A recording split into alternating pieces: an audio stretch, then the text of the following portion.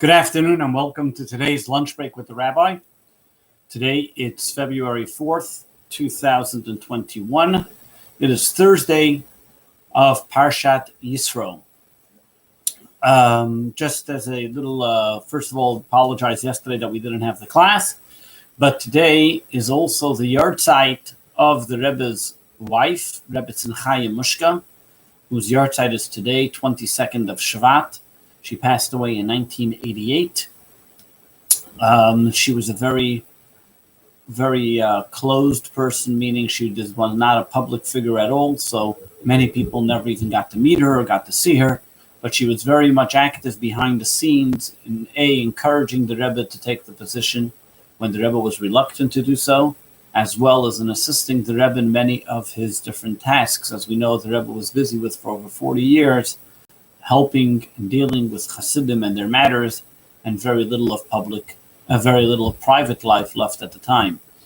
Unfortunately, the Rebbe and the Rebbetzin haven't been blessed with children, but once a young child who was a child of the helper in the house naively asked the Rebbetzin, "Where are her children?" as he was looking and going from room to room. And the Rebbetzin responded, "My children are in 770, alluding to that Hasidim, and admirers of the Rebbe she considered her children." So today, this class will be in her memory and in her honor. This week's Torah reading, we read about the story of Jethro, and he begins and comes and tells Moses about Moses's reluctance to allow others to teach and to help, and Moshe doing everything on his own. And therefore, he tells him that eventually people are going to get tired of waiting online, and therefore you should appoint ministers or leaders for every group, for 1,000, for 10,000, for 100 and 500, and so on and so forth. And that's the beginning of the Torah reading. And the bulk of the Torah reading teaches us and tells us the story of the Ten Commandments. As we know that the Jewish people, when they came out of the land of Egypt, their ultimate task was to receive the Torah on Mount Sinai. And getting the Torah on Mount Sinai was the monumental change and transformation that happened in the world. A transformation which made the world different and nothing ever the same. What happened? What changed? Was it just that the Jewish people got a set of laws? What's it different than any other country adopting a constitution? It is because the Jewish people are not a nation, they're not a religion. They're a people and God's people. And when the Torah was given, that transformation began. What happened? Well, wasn't there Abraham, Isaac, and Jacob before the Torah was given? What was any different? At the time that the Torah was given, God uses a specific word. He tells Moses, "Come up to the mountain." But even more so, it says that God descended on the mountain. What does that mean? Of course, we know that God is not a figure. He's not a physical entity. But what does that energy mean? The Talmud and the Medrash gives an example. He says, imagine there is the country of Rome and the country of Syria. And one is not allowed to go to another. The people of Rome are not allowed to visit Syria. The people of Syria are not allowed to visit Rome. And one day the decree becomes nullified. But how does the decree become nullified? By the king of Rome going to Syria and the king of Syria going to Rome. The Medrash says the same was with the material and spiritual. Before the Torah was given, before Mount Sinai event happened, heaven and earth were the opposites. They couldn't get along. They would never be able to tolerate each other. The very fact and concept of spirituality is the antithesis of materialism. Materialism, being egotistic, selfish, is the antithesis of spirituality, which is humble and selfless. What happened when the Torah was given? The fusion, when heaven touched earth. God tells Moses, ascend the mountain, and God descends the mountain. The fusion of heaven and earth began, where God says now materialism can disgarb itself of its selfishness and embrace and engarb and enclose a level of spirituality. Did Abraham, Isaac, and Jacob fulfill the commandments? Did they study Torah? Yes, they did. But completely on a different level than us Jews today studying Torah. Abraham was not able to take a physical item, take a piece of leather, and make it holy. Jacob was not able to take a piece of garment and make it into tzitzis. or a parchment and make it into a Torah.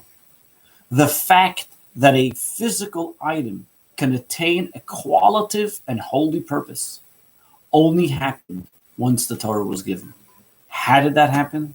Because God chose the Jewish people and he said, now I have given you a bit of spirituality.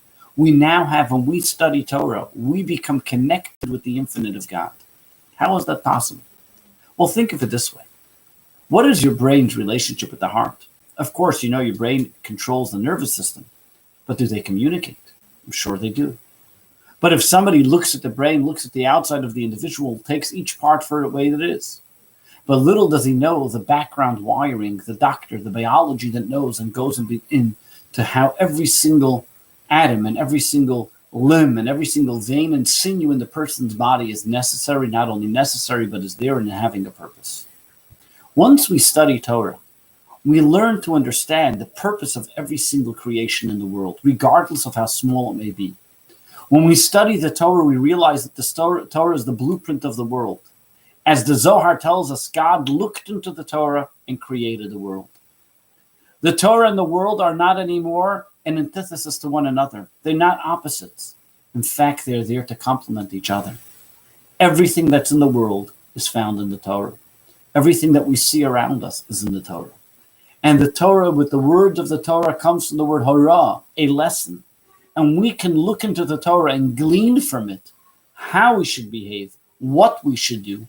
And this is what we hope to do in these lunch breaks as we take the lessons and morals of the Torah and apply them to our life. But when did that all begin? When did God say, you, the human being, can touch infinite? Earth can touch heaven? Only started when the Torah was given, where God says, I am taking my infinite wisdom. With the first word of the Ten Commandments, God says, Anochi, I am.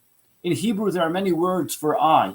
In fact, the word Anochi is not classic Hebrew, but it is actually an acronym of the words Ana, Nafshi, Kesavis, Yahavis. I am hereby within written. God is telling every single person, you study the Torah, you are actually touching the infinite. You are part and parcel of God's wisdom. And when you tap into that infinite wisdom, you are now a finite person taking an infinite wisdom and bringing it down into this world. You are creating essentially heaven on earth. This is the task that God gives every single one of us.